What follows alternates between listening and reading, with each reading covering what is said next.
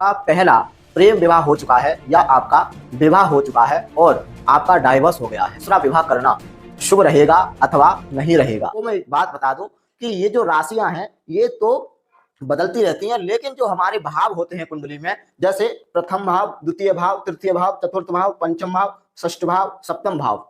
अब दोस्तों सप्तम भाव जो है हमारा बताया गया है विवाह का और पंचम भाव बताया गया है प्रेम विवाह का। जब पंचम भाव का और सप्तम भाव का संबंध बनता है तब जातक का प्रेम विवाह का योग बनता है। अब मैं आप सभी को बताऊं कि आपका पहला विवाह प्रेम विवाह हो चुका है और आप दूसरा विवाह करना चाहते हैं, पहला विवाह आपका जो है अच्छा नहीं रहा है, तो दूसरा विवाह आपका अच्छा रहेगा अथवा नहीं रहेगा। सबसे पहले आप अपनी जन्म कुंडली में देखिए आपका सप्तम भाव में कौन सी राशि बैठी है। जो भी राशि बैठी होगी, जैसे मेष राशि बैठी होगी सप्तम भाव में, तो मेष राशि के स्वामी मंगल होते हैं, वृश्चिक राशि के स्वामी मंगल होते हैं। तो आपकी जन्म कुंडली में जो भी गिनती बन रही हो वो राशि आपकी होगी। मेष, वृष, मिथुन 12 राशियां हैं, उनके स्वामी मैंने आप सभी को बता दिए हैं। तो दोस्तों आप अपने सप्तम भाव को देखिए, सप्तमेश। अब सप्तमेश बात आती है क्या है, तो सप्तमेश में आपको बता दूं सप्तम भाव में जो राशि बैठी है उसका स्वामी ही सप्तमेश माना जाता है।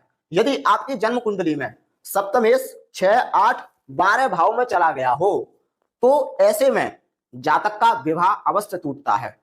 अब देखिए मैं आपको प्रैक्टिकल करके बताता हूं। सप्तमेश है शुक्र, यदि यहां पर बैठ जाए आपकी जन्म कुंडली में, कोई भी राशि हो सकती है और उसका स्वामी आपको देखना है कि 6, 8 यहां पर 6, 8, 12 इन भावों में नहीं गया हो तो आपका पहला विवाह टूटेगा ही नहीं।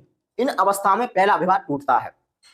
सप्तमेश देख लिया हमने, सप्तम भाव में कोई पाप ग्रह ना बैठा हो, जैसे मंगल, शनि, राहु और केतु, इनमें से कोई पाप ग्रह ना बैठा हो सप्तम भाव में। वहीं पर सप्तम भाव पर किसी पाप ग्रह की दृष्टि न जा रही हो, जैसे मंगल, शनि। अब देखिए मंगल की जो है 4, 7, 8 ये 3 दृष्टियां हैं।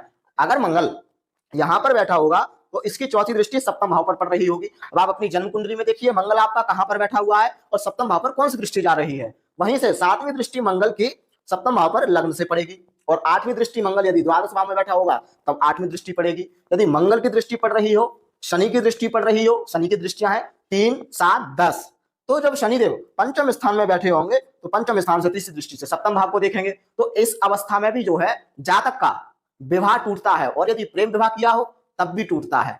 इस अवस्था में विवाह अवश्य टूटता है, दोनों में से किसी की जन्म कुंडली में यह दोष बन रहे हो। अब तीसरी बात आती है, सप्तम भाव हो गया, सप्तमेश को हमने देख लिया। सप्तम भाव के कारक ग्रह को देखिए। देखिए जन्म कुंडली में सप्तम भाव के कारक ग्रह लड़की की कुंडली में बृहस्पति माने जाते हैं। अगर बृहस्पति कारक ग्रह आपके खराब हो जाए, किसी पाप ग्रहों के साथ बैठ जाए, 6, 8, 12 भाव में चले जाए, तो भी आपको ध्यान देना चाहिए कि आप यदि विवाह करते हैं तो आपका विवाह अवश्य टूट जाएगा। ऐसी अवस्था में आपको बृहस्पति का जाप निवारण अवश्य कराना चाहिए।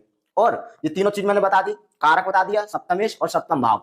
अब बात आती है यदि आपका विवाह टूट गया और अब आप दूसरा विवाह करना चाह रहे हैं तो सबसे अच्छी बात है कि आप अगर इन चीजों में से, तीनों में से जो ग्रह आपका खराब है, पहले उस ग्रह की शांति कराएं और अपनी नवांश कुंडली देखें। एक नवांश कुंडली होती है, कोई आचार्य या पंडित जी आपके संपर्क में हो तो उनसे नवांश कुंडली में दिखवाएं कि चतुर्थेश अर्थात चतुर्थ भाव का स्वामी, जैसे यहाँ पर जो है चतुर्थ भाव का स्वामी कौन है, चंद्रमा। अब चंद्रमा जो है हमारा 6, 8, 12 भाव में ना गया हो, इसमें नवांश कुंडली में चतुर्थ भाव में कोई पाप ग्रह ना बैठा हो, किसी पाप ग्रह की दृष्टि नहीं जा रही हो, तो इस अवस्था में यदि आप प्रेम विवाह अथवा विवाह करते हैं तो आपके लिए बेहद ही दूसरा विवाह शुभ होगा।